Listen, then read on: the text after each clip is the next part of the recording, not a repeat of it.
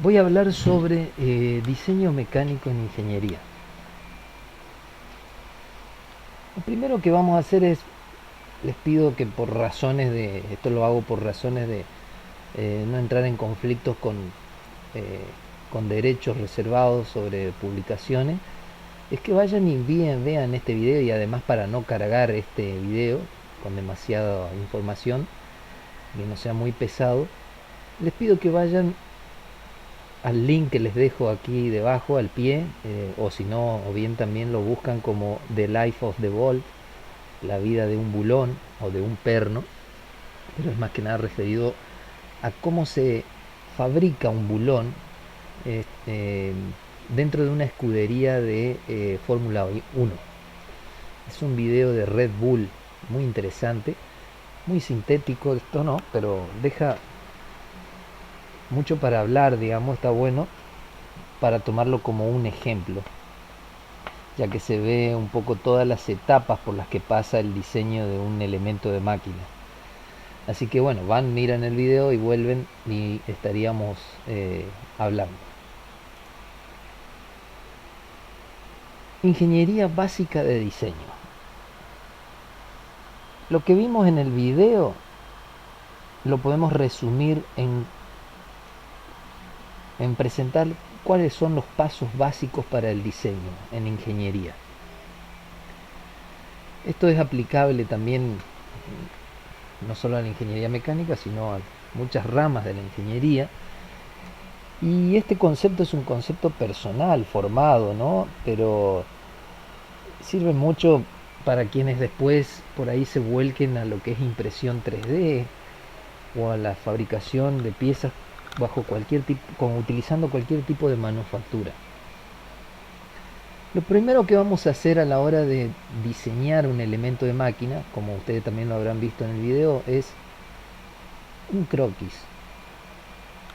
¿Sí?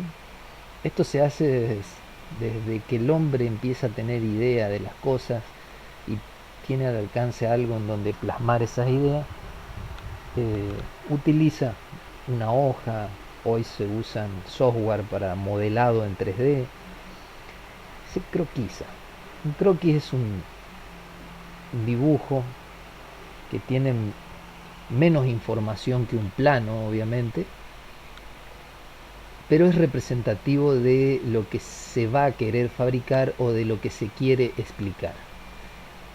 Hoy por hoy, en los software de modelado en 3D utilizan como herramienta básica lo que son croquis.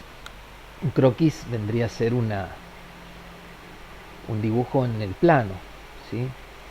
Ya un dibujo en el espacio podría llamarse una perspectiva, ¿sí? Pero también se le puede denominar croquis a un dibujo a mano alzada, ya sea en 2D o en 3D. O sea que lo primero que hacemos a la hora de diseñar es croquisar. Muchas veces este croquis tiene medidas ya definitivas, muchas veces no las tiene porque lo que viene luego es el análisis, analizar esta idea o este modelo ya en 3D, analizarlo que significa someterlo ya sea a verificaciones o a dimensionamiento.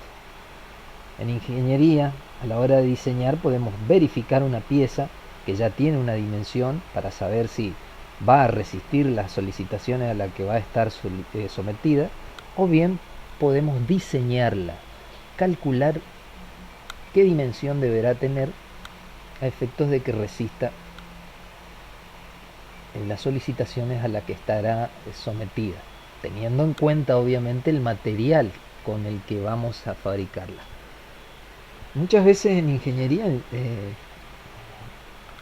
diseño se diseña una pieza sin saber el material que se va a utilizar, se adopta incluso el material. O sea que las etapas de diseño que aquí estoy mostrando son básicas, muchas veces están compuestas por subetapas en donde por ahí se debe acudir a mapas de materiales para tener una idea de qué materiales pueden estar dentro de los candidatos posibles. Bueno, pero aquí, basándonos, repito, en el video que hemos visto, podemos ver que en la etapa de análisis debería de tenerse una idea si el bulón va a ser de acero, sobre las propiedades mecánicas con las que se va a mecanizar ese bulón, eh, las dimensiones, las tolerancias que deberá tener ese mecanizado para que ese bulón no entre con mucho juego ni tampoco deba ser golpeado a la hora de ubicarlo en el lugar donde irá.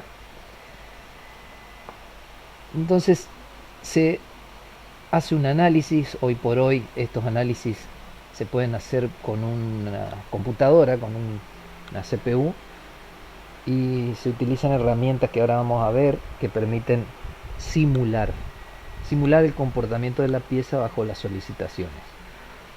Estas simulaciones deben ser complementadas por ensayos experimentales, incluso ensayos en laboratorios, y por teorías de cálculo, por un cálculo analítico basado en alguna teoría, ¿sí? Por lo general la resistencia de materiales aborda una serie de teorías, y si no, se acude a la teoría matemática de la elasticidad en busca de una ecuación, si estamos hablando de algo muy complejo. Pero el método de elemento finito hoy ayuda muchísimo a tener una idea inicial del comportamiento de la pieza y darle una dimensión, ¿sí? Una vez analizado nuestro diseño, se lo somete a la construcción, se lo construye, ya sea por mecanizado, por algún proceso aditivo, ¿sí? Por inyección de plástico, por impresión 3D, por arranque de viruta, ya sea fresado, torneado, ¿sí? O por deformación plástica, por plegado, corte y plegado, punzonado, embutido, ¿sí? O por colada, si va a ser un acero de alto porcentaje de carbono, una colada, o también un acero de alta resistencia también se suele hacer con fundiciones aleadas. Así que se lo construye y luego se lo somete a pruebas. Esto es muy importante, y fíjense que en el video la construcción se hace con un control numérico, ¿sí? CNC, control numérico computarizado. Luego se lo somete a pruebas. ¿Qué tipo de pruebas? Ustedes van a ver que se lo verifica dimensionalmente si cumple las dimensiones y tolerancias establecidas.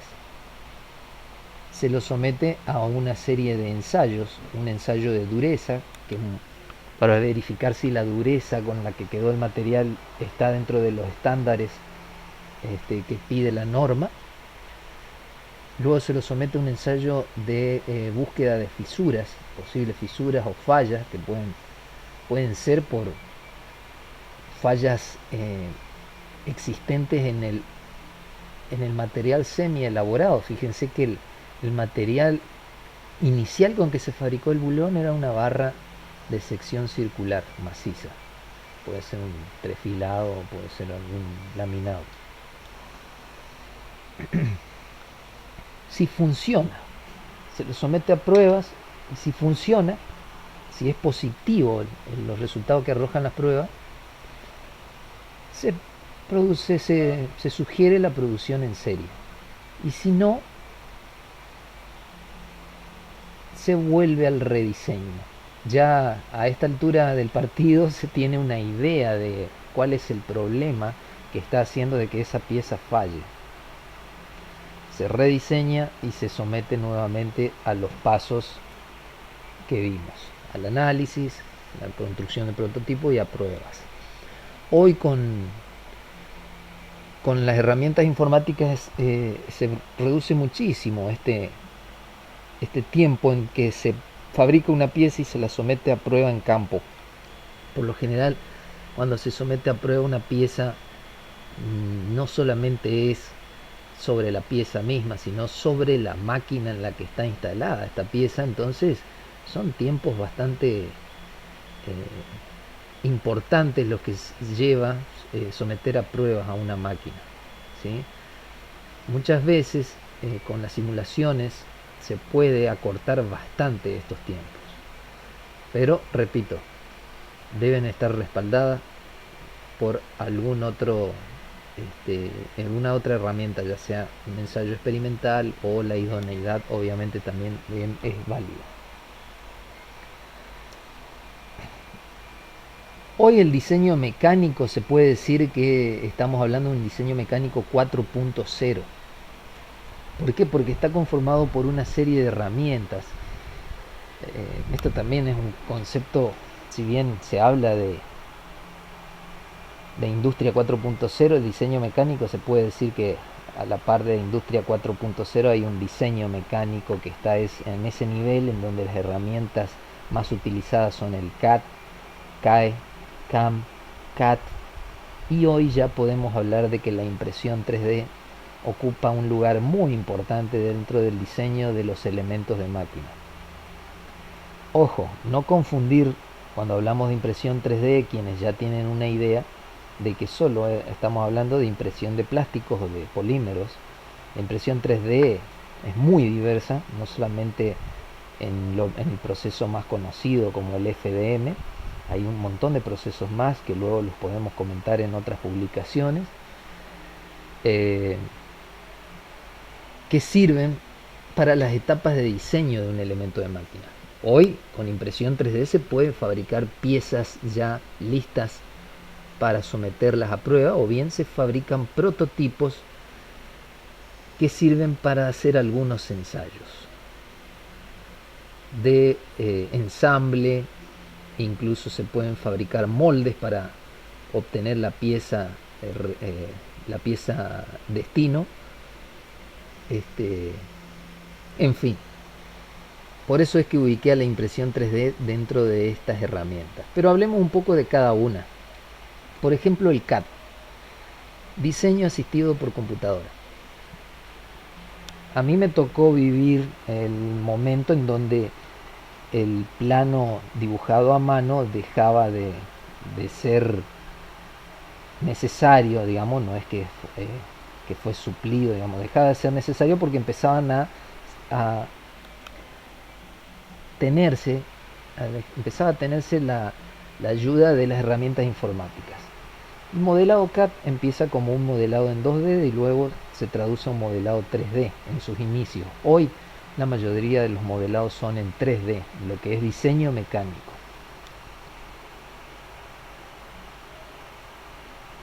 Muchos software inicialmente solo trabajaban con un CAD, hoy incorporan como subherramientas todas las herramientas que rodean al CAD, ¿sí?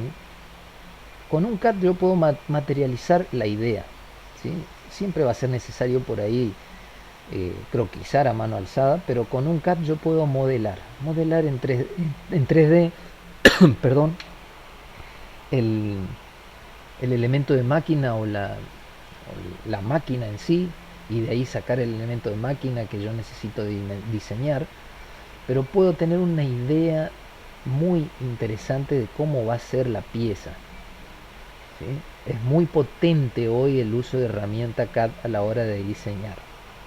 Incluso se puede tener ideas del peso, el volumen de material, ¿sí?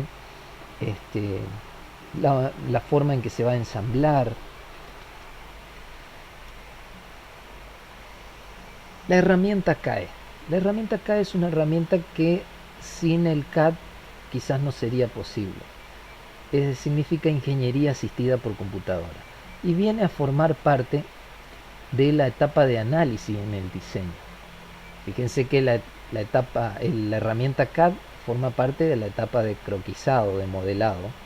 La herramienta CAE ya nos permite hacer un análisis de la pieza utilizando, por ejemplo, un método de elemento finito o el método de volumen finito en el caso de fluidos. ¿Qué significa eso? Después en otras publicaciones podemos abordar el método para tener una idea más precisa, pero significa someter a la pieza a las solicitaciones a las que va a trabajar en servicio y ver los esfuerzos y deformaciones que se producen. Esta malla que se ve como una red no es más que discretizar la pieza, se la divide en un número finito de partes de tal manera de tener una idea de cómo se van deformando cada parte. y eso nos da una representación muy interesante de cómo se va a deformar la pieza, ¿sí? Hay diversos tipos de análisis, hay análisis dentro del campo elástico, dentro del campo plástico, dependiendo del tipo de análisis, dependiendo del tipo de material, se utiliza el análisis correspondiente y de la solicitación, obviamente, porque hay análisis estáticos, dinámicos, de fatiga. Aquí podemos ver que esa pieza, que es como un anclaje sometido a una fuerza, hace que se produzca una tensión máxima, según una teoría de falla, la de von Mises, de 327 megapascales. Utilizando un poco más fina la herramienta se puede ver si esa tensión supera el límite elástico o está en cercana. Se puede ver, analizar el volumen de la pieza que está con esa tensión. De esa manera se pueden tomar decisiones interesantes, porque muchas veces los materiales dúctiles tienen la capacidad de absorber los picos de tensión, deformándose plásticamente, fluyendo plásticamente en forma localizada, y las tensiones, los picos se ven reducidos, ¿sí? Cuando las tensiones superan el límite elástico. Pero eso, justamente, hay teorías de lo que es el comportamiento plástico del material, sobre las cuales hay que respaldarse para poder tomar una decisión. También se pueden ver los desplazamientos que se producen. Aquí estaríamos hablando de 78 micrones, 0,078 milímetros de desplazamiento.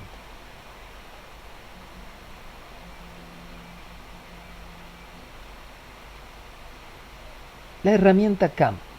Fíjense, la herramienta CAM ya sería una herramienta que pasaría a formar parte de la etapa de fabricación de la pieza.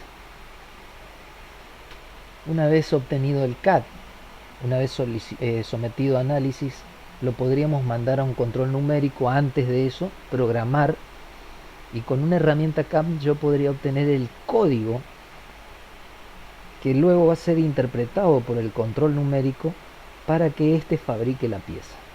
Incluso se pueden hacer simulaciones previas para ver cómo va a ser la fabricación. Los software de CAM hoy muestran muchísimo dónde puede llegar a haber algunos errores en lo que significan la configuración de aceleraciones, movimientos relativos de la herramienta. Y bueno, antes de eso, lo que quiero comentar acá es también la impresión 3D se basa en algo parecido, ¿sí? Utiliza un software que vendría a ser como un CAM, pero no se llama CAM, no se denomina CAM. CAM es mecanizado asistido por computadora. No se le denomina CAM en impresión 3D porque es una tecnología aditiva, no saca material sino que adiciona, pero es algo simple. Y el CAD, testeo asistido por computadora, vendría a ser los ensayos o las pruebas a las que he sometido este elemento de máquina al ser fabricado, que son diversos: ensayos estructurales, de modos de deformación, que se denominan análisis modales, análisis de fatiga, análisis de fatiga estructural y de fatiga incluso, bueno, en realidad la fatiga viene mucho de la mano. Puede ser una fatiga térmica, pero la fatiga estructural, por ejemplo, aquí dice maquinaria rotativa, somete una máquina a un montón de horas de servicio para ver qué tipo de fallas aparecen, si hay desgaste de alguna parte, en fin, arranque y parada de motores, ensayos acústicos, durabilidad, control de vibraciones, condiciones en carretera, digamos, de vehículos o de máquinas agrícolas o de máquinas ferroviarias. Eso como algunos ejemplos, ¿no? Y la impresión 3D, como les comenté, forma parte de lo que vendría a ser la etapa de diseño, porque muchas veces me permite materializar esa pieza antes de fabricarla, tenerla en la mano, mirarla, ver en realidad si muchas veces la pieza tiene cavidades importantes, ver si realmente eso me va a servir. Imagínense que una pieza que va a estar sometida a un pasaje de un fluido, yo la podría fabricar en un material que no sea tan caro como el de destino, y la podría someter a ensayos dentro de un túnel de viento o a un ensayo experimental de fluido complementado con un análisis de simulación de fluido, y de esa manera poder corregir errores en el diseño que luego serían complicados si esa pieza puede llegar a ser fundida, porque imagínense que hay que corregir una matriz, ¿sí? Si es inyectada también. Así que la impresión 3D en lo que es diseño es muy importante. Y también la impresión 3D hoy está en la mayoría de nuestras casas. Y aquí les muestro un poco lo más simple. Esto es la parte de una bordeadora, de una cortadora de césped. Y la pieza azul es una portatanza. Ese portatanza por alguna razón se fracturó, se rompe y queda inservible esa pieza. Muchas veces esa pieza cuesta conseguirla, y hoy por hoy la impresión 3D permite, no les digo jugar, pero permite ejercitarse en este tema del diseño. Está muy bueno, porque se puede modelar esta pieza. Esta sería la etapa modelado, croquis, pero ya modelado. Análisis, se somete a simulaciones numéricas, un análisis por elemento finito. Teniendo en cuenta las solicitaciones, esta pieza está solicitada a fuerza centrífuga. Las masas rotando producen una fuerza centrífuga, y a la vez puede haber fuerzas adicionales, puede haber un gradiente de temperatura. Bueno, adoptando un material y teniendo muy en cuenta de que yo estoy adoptando las propiedades mecánicas del material. Muchas veces esas propiedades se alejan bastante a las propiedades del material real. Entonces hay que ponderarlo eso dentro de los coeficientes de seguridad. Haciendo un análisis estructural se puede rigidizar más algunas zonas. Fíjense que esta pieza tiene más nervios que la original y tiene algunos espesores más robustos, más ampliados. Y aquí está la pieza obtenida fabricada con impresión 3D. Luego se somete a pruebas. Aquí las pruebas serían, bueno, la ubico en la máquina y pongo a cortar a ver cuánto aguanta. Hablemos un poco de sobre qué se basa muchas veces un diseño. Un diseño de elementos de máquina muchas veces se basa en normas y códigos. A la hora de diseñar un puente de grúa es muy importante seguir una normativa, incluso a la hora de diseño de un árbol de transmisión de potencia también. Por lo general, en la mayoría de las piezas siempre hay una norma que respalda el diseño de la pieza. Las normas pueden ser obligatorias o no. Los códigos sí tienen tendencia a ser obligatorio y tienen una estructura legal. Por ejemplo, todos los elementos de máquina que están solicitados a presión trabajan a una presión hidrostática, presión de un fluido, se dimensionan por código. El código más conocido es el código ASME, ¿sí? Incluso que hace mención a normas internamente de ese código. Algunos ejemplos son el código ASME, obviamente, o las normas AWS, que es la Asociación Americana de Soldadura, sobre la cual se fundamenta todo lo que tiene que ver con soldadura. En lo que es normativa, hay un montón de normas, aquí hay algunas indicadas: ASTM, DIN, API, ANSI, IRAM, IEC, ACMA, ASA, ACI, SAE, UNE, AFNOR. Por ejemplo, la norma SAE, sobre la cual nosotros ya nos quedó la idea de cuando hablamos de un acero, la designación SAE. un SAE 1045, SAE 4140, hoy ya la norma americana por excelencia, la AISI, hace mención casi de la misma manera. Un AISI 1045 es muy parecido a un SAE 1045. Las normas IEC son normas internacionales que tienen que ver con todo lo que es electricidad. Las normas IRAN son las normas más utilizadas en nuestro país, y las ASTM, por ejemplo, son normas a las que debemos acudir a la hora de hacer un testeo de materiales, para hacer algún ensayo. A tener en cuenta a la hora de diseñar mecanismos. ¿Qué debemos tener en cuenta? Cosas muy simples pero importantes, yo creo. Debemos tener en cuenta los objetivos del diseño, o sea, para qué va a servir nuestra pieza. Es muy importante, incluso a veces se puede obviar bastantes etapas de diseño por, acotando lo que es el análisis, porque la etapa de análisis en donde se hacen los cálculos puede ser tan minuciosa como uno quiera.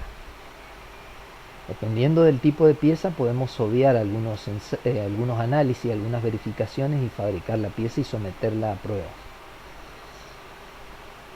La utilización de herramientas CAE también es muy importante, que se utilice en forma segura. No es solamente modelar, le pongo las fuerzas, veo lo que pasa y listo. No, debe ser complementada por cálculos analíticos bajo alguna teoría, ¿sí? Y estar bien seguro de lo que se está diseñando.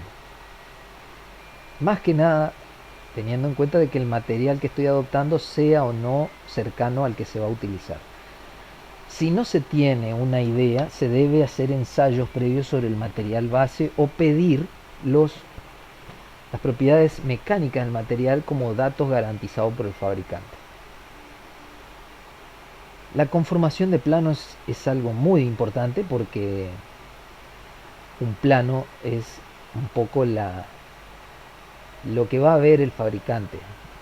Si ese fabricante ni siquiera me conoce, es muy importante que yo pueda transmitirle todo lo más importante a la hora de fabricar la pieza. Y un informe técnico también es muy importante, porque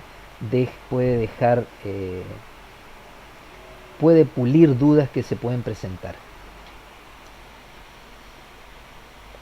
Dibujo mecánico y simulación. Veamos un ejemplo. Por ejemplo, este es un trabajo. Un intercambiador de calor en una fábrica. Se solicita diseñar un intercambiador pero con otro material. Este intercambiador adentro tiene un montón de tubos como estos, adosados entre dos placas, por donde por fuera de los tubos circula vapor, por dentro de los tubos circula tanino.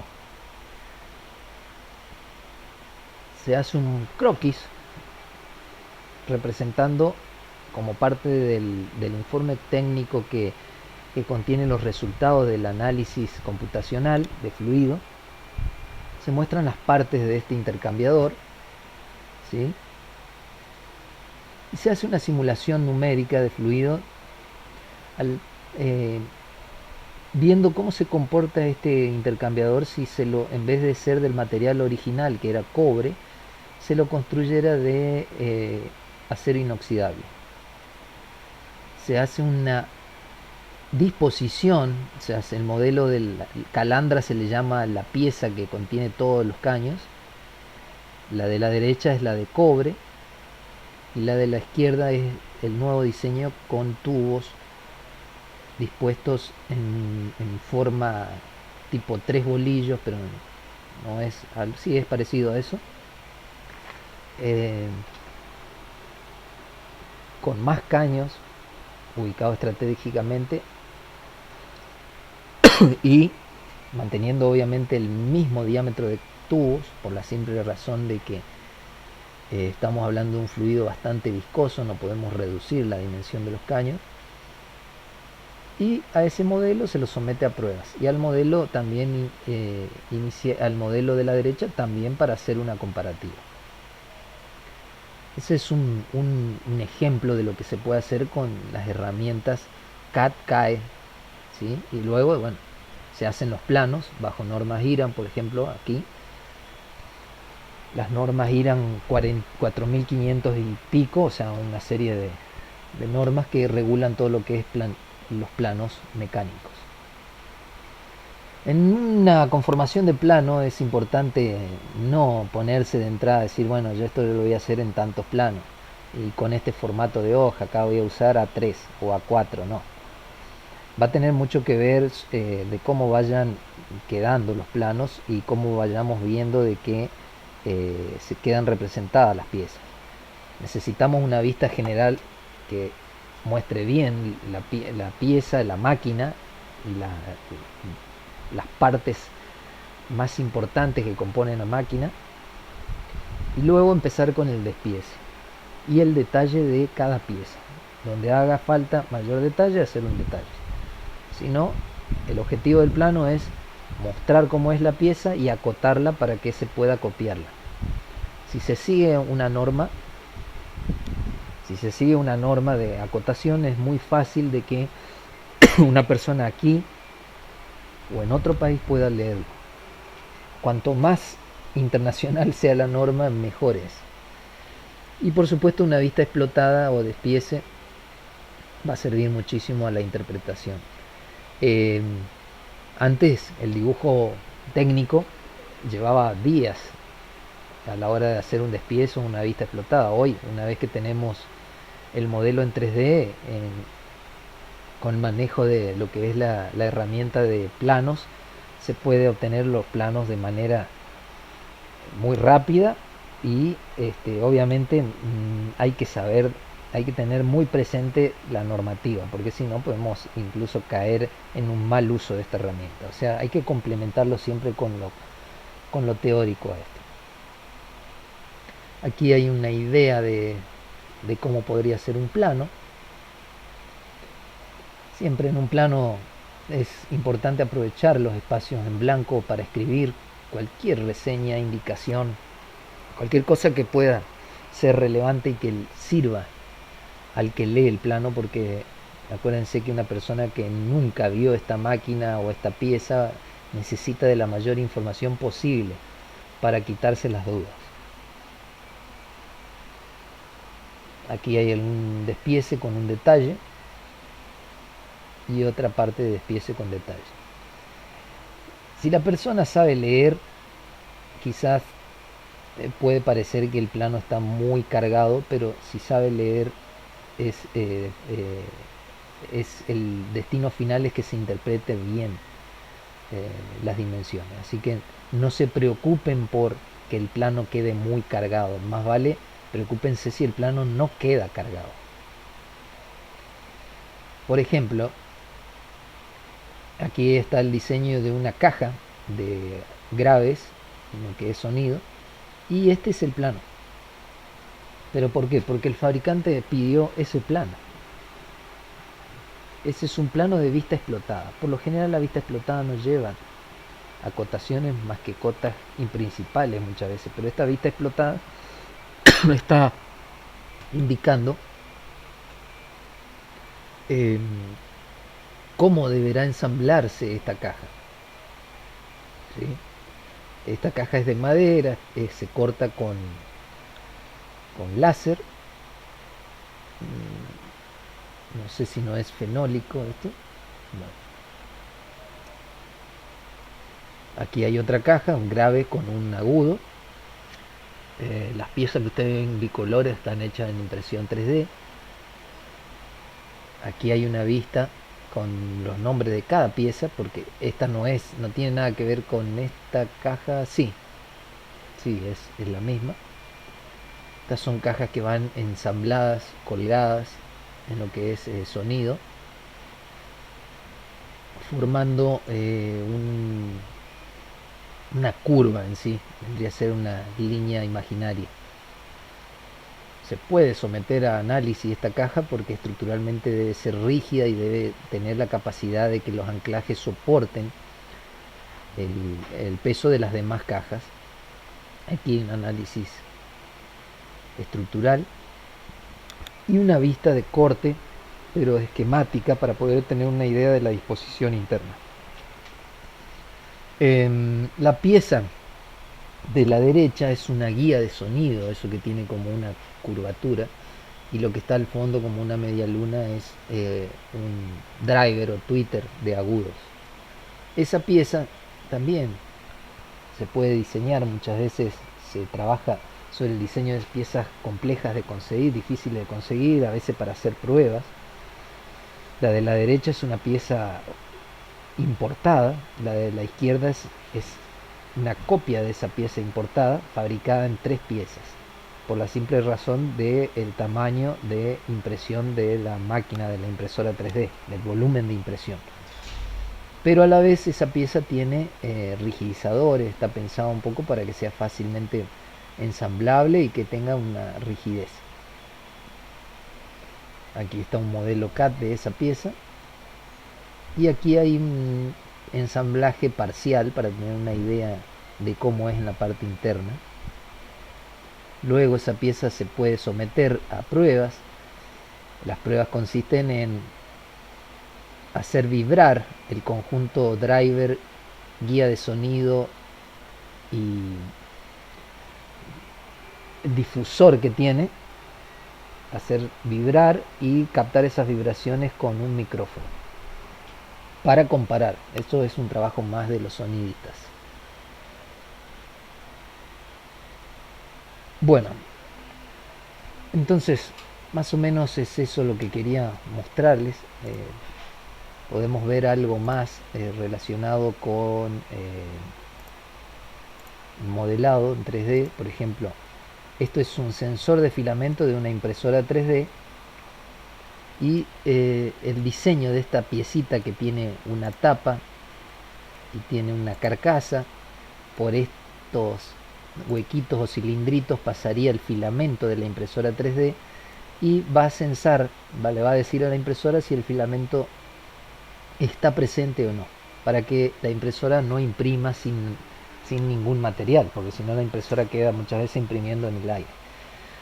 Este diseño se inicia, da su inicio en base a una pieza interna que está montada. ¿Qué lleva adentro? Esa es la pregunta. Lleva un fin de carrera, un final de carrera. ¿Sí? Muchas piezas hoy se pueden bajar de la web porque hay gente que las modela y quedan disponibles. Esta pieza es lo primero que se inserta y luego se modela a la vuelta de esta pieza la carcasa que va a contener y se hace se diseña teniendo en cuenta de que el filamento cuando ingrese accione la palanca del fin de carrera para que éste pase de un estado a otro. Es una señal digital. Y al final se coloca una tapa y bueno, y esto se somete a un tratamiento con un software que ahora les voy a mostrar. Aquí estamos viendo esas mismas piezas están colocadas, están insertadas, se guardan con otro formato y se las inserta en un software que luego me va a dar una idea de cómo se van a fabricar, cuál va a ser el camino que va a seguir, el proceso que va a seguir la impresión 3D de la máquina. Se pueden ver tiempos, se puede ver, se puede configurar un montón de parámetros, altura de capa. Bueno, eso lo vamos a ver en otra publicación. Pero fíjense que la impresión 3D tiene una aplicación importante en lo que es diseño mecánico. Esta pieza de otra manera debería ser fabricada por inyección o directamente, si no existiera esta tecnología, no estaríamos al alcance de poder producir este tipo de piezas. Bueno,